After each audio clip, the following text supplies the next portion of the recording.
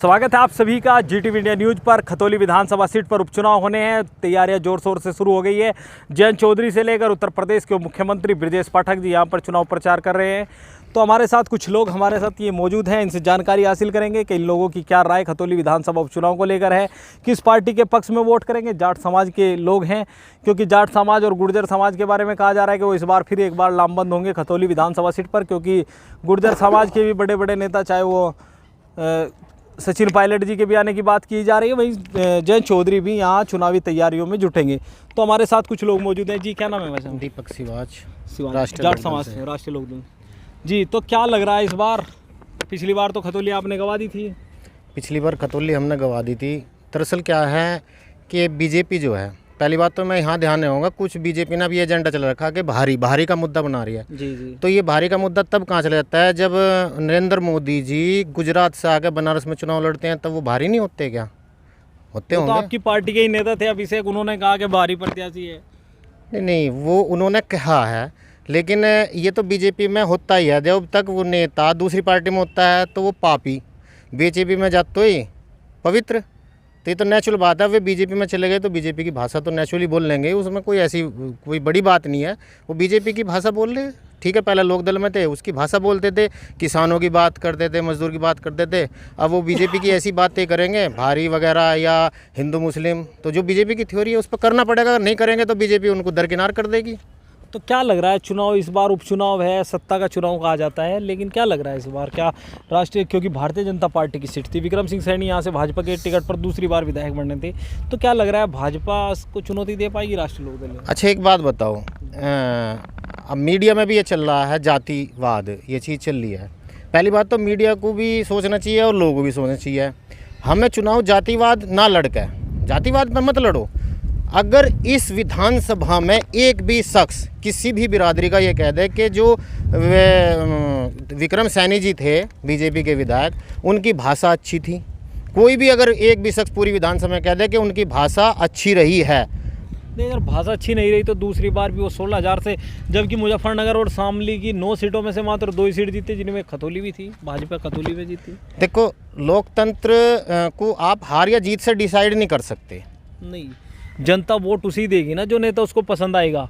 क्यों फिर आप कैसे कह सकते हैं कि भाई राष्ट्रीय लोकदल ने जो 4 सीटें जीती है उसमें हार जीती तो सब कुछ होता है, वोट ही तो सब कुछ होता है? नहीं, हार सुनो, ये मीडिया को नहीं करना चाहिए कि हार जीत ही सब कुछ होता है। मीडिया को ये करना चाहिए कि जो सही है वो सही है, जो गलत है वो गलत है।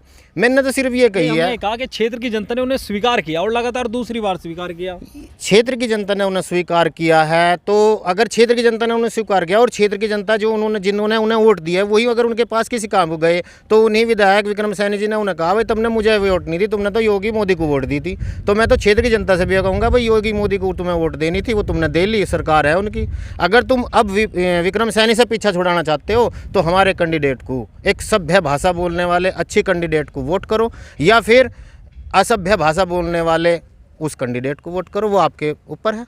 बाहुबली भी कहा जा रहा, मदन भैया बाहुबली प्रत्याशी कहते, जयंत चौधरी और चौधरी चरण सिंह जी विरोध कर देते बाहुबली का। बाहुबली भी एक फिल्म आई थी, उसमें तो बाहुबली प्रभास जो एक्टर है उसका नाम था, वो तो अच्छा का बताया गया था उसमें फिल्म में।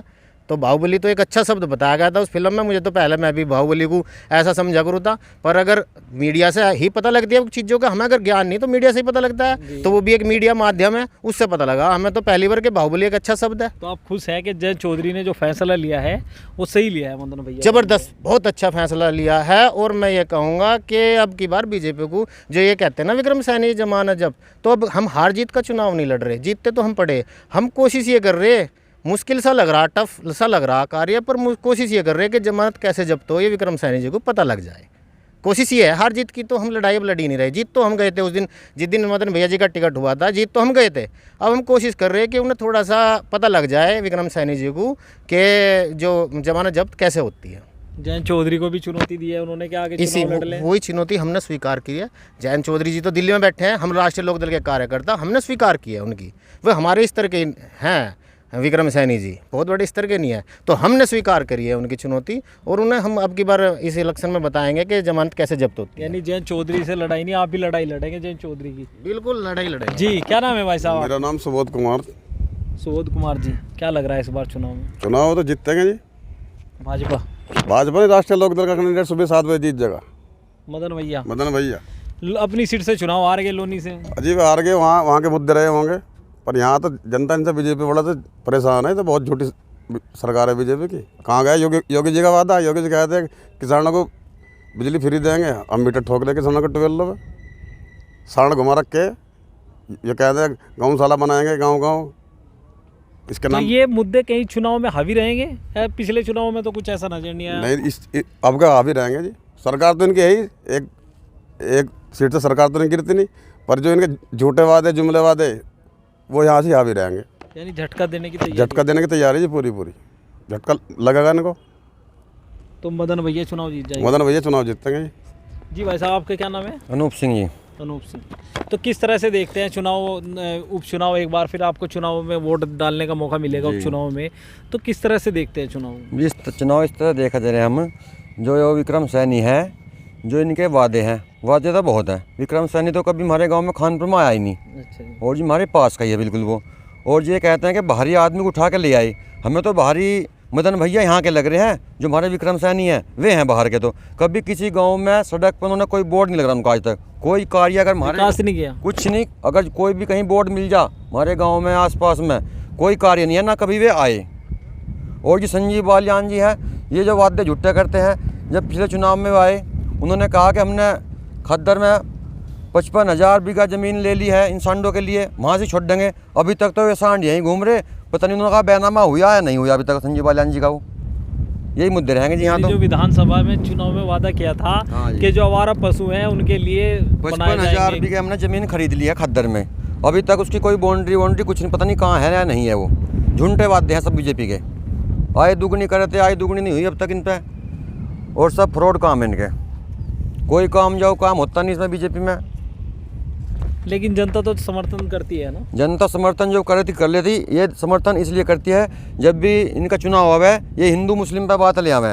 हिंदू मुस्लिम में लोग बाग गलत जा, ये अपना काम पूरा कर लें। तो इस बार भी हिंदू मुस्लिम ले आएंगे? अब क्या तो उम्मीद नहीं लग रही हिंदू मुस्लिम की, क्योंकि अब यहाँ से गुज्जर प्रत्याशी आया है जो कि बढ़ाना आए थे एक बार पहले, वे भी अपनी सीट उन्होंने बहुत अच्छे से निकल ली थी, अब के भी अच्छे से निकलेगी। यानी गुर्जर जाट और मुस्लिम समीकरण। हाँ जी, हरिजन भी आएंगे हमारे साथ में, जो हमारे चंद्रशेखर भाई हैं उन्होंने भी समर्थन कर दिया है। हाँ जी, तो उनके भी काफ़ी सपोर्ट मिलेगी। कहीं नुकसान ना हो जाए बस। ना जी, नुकसान अब क्या नहीं होने का, नुकसान कोई नुकसान नहीं होने का। तो ये हमारे साथ खतौली विधानसभा सीट के कुछ लोग मौजूद थे जिनसे हमने उपचुनाव से कि इन्होंने बताया कि जाट गुर्जर जो मतदाता है वो लामबंद भैया के पक्ष में वोट करेंगे। आगे की अपडेट के लिए भी बने रहिए हमारे साथ। अगर आपने हमारा चैनल अभी तक सब्सक्राइब नहीं किया तो कृपया चैनल को सब्सक्राइब कर लें, और अगर आप हमारी वीडियो फेसबुक पर देखें तो हमारा फेसबुक पेज भी लाइक करें।